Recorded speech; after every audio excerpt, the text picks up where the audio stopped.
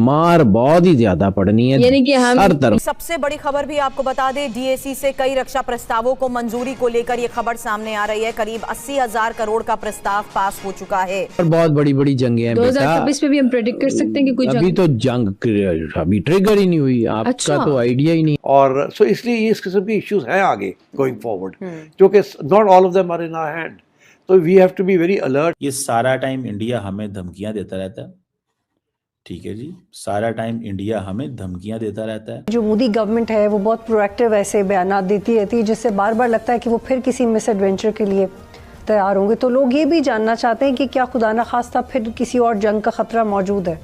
Pakistan India relations इससे ज़्यादा ख़राब कभी भी नहीं थे जितने अब हैं। कोई प्रोजेक्ट 75 इंडिया है जिसके मुताबिक इंडिया जो है वो 6 new generation diesel electric attack submarines, जिनके अंदर हर तरह के फीचर्स होंगे। कि इसराइल ने अचानक सोमालीलैंड को तस्लीम कर लिया एक अलग मुल्क के तौर पे, इसके असरात क्या पड़ेंगे? पर सेठ साहब, वीजा के मामले पे कोई हमने डेवलपमेंट नहीं देखी और दौरा थोड़ा मशकूक सा रहा। कहा गया कि वे खास रेडियस से बाहर ही नहीं आए। अब न्यूक्लियर पावर्ड सबमरीन जो हैं वो महीनों जो हैं वो चल सकती हैं,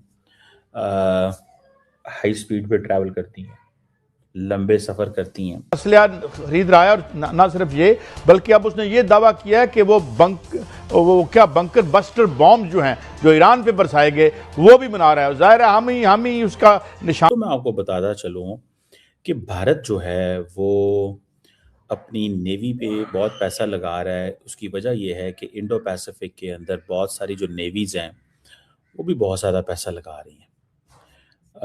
इस हवाले से मैं आज बात करना चाह रहा हूँ। इंडिया बड़े पैमाने पे जो सबमरीन जो है वो भी ले रहा है। रिसेंटली मैंने कुछ देखा था कि तकरीबन 6 कोई प्रोजेक्ट 75 इंडिया है जिसके मुताबिक इंडिया जो है वो 6 new generation diesel electric attack submarines, जिनके अंदर हर तरह के फीचर्स होंगे, एयर डिपेंडेंट, प्रोपोल्शन एटसेट्रा। और एक जर्मन इंडियन कंसोर्शियम है, वो इसमें नेगोशिएशंस में चल रही हैं। फिर इसके अलावा इंडिया जो है वो स्कॉर्पियन सबमरीन्स जो हैं वो भी ले रहे हैं।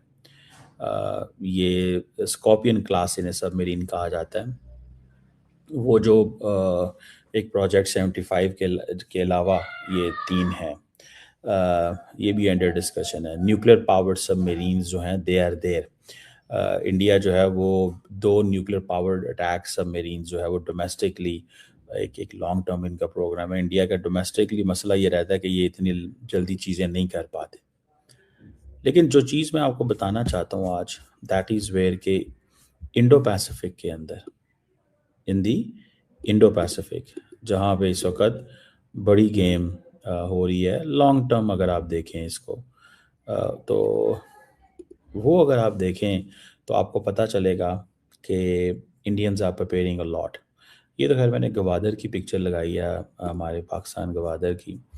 लेकिन अगर मैं बताऊं कि जो इंडो पैसिफिक रीजन है वो एक नया थिएटर है जहाँ पे नेवल एम्बिशंस बढ़ रहे हैं। अब जो बैलेंस ऑफ पावर है that is shifting beneath the waves, ये भी एक टर्म है। So balance of power is going on beneath the wave. जो एक चीज़ इमर्ज कर रही है वो एक मिलिट्री एक स्ट्रक्चरल ट्रांसफॉर्मेशन आ रही है, डिटेरेंस में, इंडस्ट्रियल कैपेसिटी में, अलायंस क्रेडिबिलिटी में। साउथ कोरिया जो है वो न्यूक्लियर पावर सबमरीन ले रहा है, जो यूएस जो है वो उन्होंने दी है 2025 के लेट उन्होंने अप्रूवल की है। और ऑस्ट्रेलिया जो है उसने ऑलरेडी एज एन ऑकस जो पार्टनरशिप है यूएस और यूके की, और जापान के अंदर भी डिबेट बहुत तेज़ी से बढ़ रही है। इंडिया ऑलरेडी इसके ऊपर काम कर रहा है। ये सारे मुल्क जितने भी हैं ये they are all dependent on America for their advance conventional submarines, because वो एक स्ट्रेटिजिकली सफिशेंट ये रखना चाहते हैं। अब न्यूक्लियर पावर्ड सबमरीन्स जो हैं वो महीनों जो हैं वो चल सकती हैं,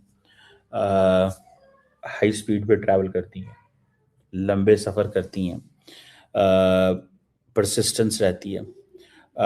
ख़ास तौर पे साउथ चाइना सी और जो ताइवान की स्ट्रेट है, जहाँ पे आपको वो जिसे कहते हैं ना एडवर्सली वेसल्स मिलते हैं, मीन्स के एडवर्सरी की वेसल्स हैं लेकिन शेडोइंग हैं, मतलब आपको पता नहीं चल रहा होता कहाँ पे हैं। सी लेन्स यहाँ पे उनकी डिस्ट्रप्शन का फ्यूचर में ख़तरा है। याद रखिएगा this sea lane communication protection is not just कि ये नॉन स्टेट एक्टर्स का मसला नहीं है, फ्यूचर में ये स्टेट्स भी इसको देख रही होंगे। और आपको पता है for your economic dependence uninterrupted maritime trade चाहिए। हमारी जो पाकिस्तान की नेवी है वो इंटरनेशनल वाटर्स के अंदर और पाकिस्तान के उसके अंदर it has the absolute capability that India can not stop any supply chain towards Pakistan. तो ये जो जापान एंड साउथ कोरिया जो है वो भी चाहते हैं अनइंटरप्टेड मैरीटाइम ट्रेड। सो ये जो नेवी बिल्ड की जा रही है ये सप्लाई चेन को देखते हुए बिल्ड की जा रही है। अब क्योंकि इतना ममालिक जो हैं वो डेली बेस के ऊपर डिपेंडेंट है, they are dependent on trade के ऊपर डेली बेसिस के ऊपर। ये नहीं हो सकता कि वो पहले डेली बेसिस वाला चक्कर कोई नहीं होता था, अब वो डेली बेसिस वाला चक्कर है, ठीक है।